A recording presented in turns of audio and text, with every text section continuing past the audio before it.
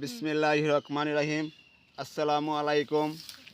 চাঁদপুর জেলা মতলব থানা সাদুল্লাপুর মুন্সিবাড়ি পুরাতন মসজিদে আজকে আমি 7ই রমজানি উপলক্ষে ইফতারের আয়োজন করেছি।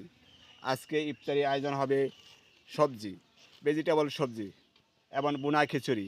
আজকে এই বুনা খিচুড়ি করতে যা যা প্রয়োজন তা আমি আপনাদেরকে দেখাচ্ছি।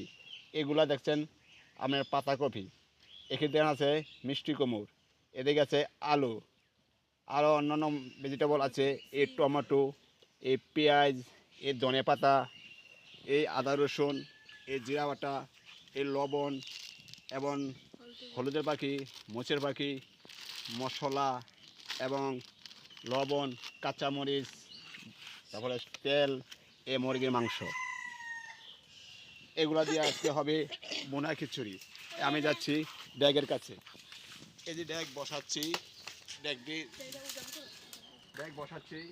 এই যে এখানে বুট সিদ্ধ করা হয়, এখানে বুট সিদ্ধ করা হচ্ছে। তারপরে দেখতে পাচ্ছেন এই যে এদিকে আছে চাউল, ডাল একসাথে ভিজানো আছে। আপনাদের রাজেশালী চাউল প্রয়োজন।